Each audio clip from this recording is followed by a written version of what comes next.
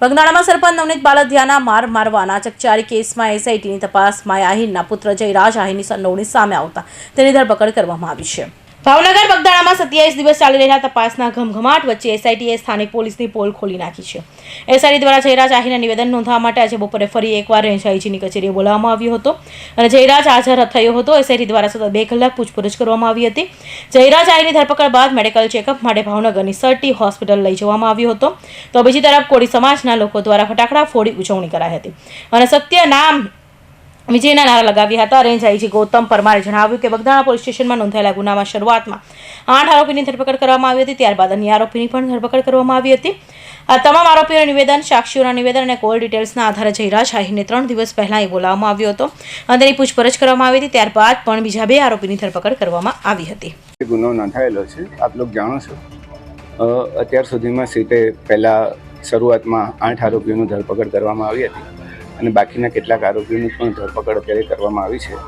આ તમામના નિવેદનો, સંયોગિક સાક્ષીઓના નિવેદનો, કોલ ડિટેલ્સ અને તમામના આધારે જયરાજ આહિરને પણ 3 દિવસ પહેલાં અહીંયા બોલાવવામાં આવેલા હતા આઈજી કચેરીએ।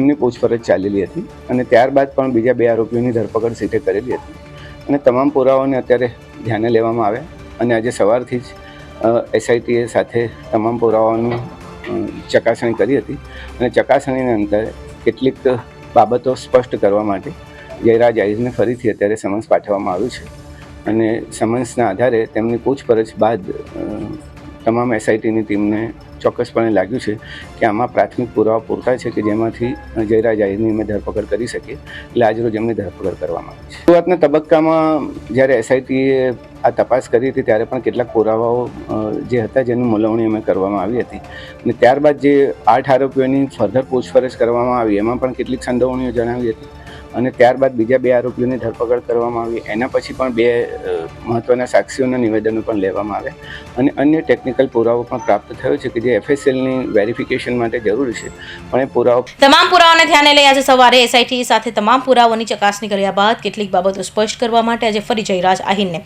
સમન્સ પાઠવી પૂછપરછ માટે બોલાવવામાં આવ્યો હતો। 29 ડિસેમ્બર 2025ના રોજ નવનીત બાલદિયાને માર મારવામાં મામલે ભાવનગર જિલ્લાના બગદાણિયા પોલીસ સ્ટેશનમાં ગુનો નોંધાયો હતો, જેમાં 8 આરોપીની ધરપકડ કરવામાં આવી હતી। જોકે ચકચારી કેસમાં 5 જાન્યુઆરી 2026ના રોજ એસઆઈટીની રચના કરવામાં આવી હતી। એસઆઈટી દ્વારા 20 દિવસના ટૂંકા ગાળામાં સમગ્ર કેસની તપાસ હાથ ધરી 8 આરોપીઓના 3 દિવસના પુનઃ રિમાન્ડ મેળવ્યા હતા। આ રિમાન્ડ દરમિયાન આરોપીની કડકાઈથી પૂછપરછના અંતે એસઆઈટીએ વધુ આરોપીઓની સંડોવણી કરાવવાના પુરાવા મળ્યા હતા, જે બાદ એસઆઈટીએ 3 આરોપીની ધરપકડ કરી હતી। કૌશિક પટેલનો report, Hind TV news, Surat.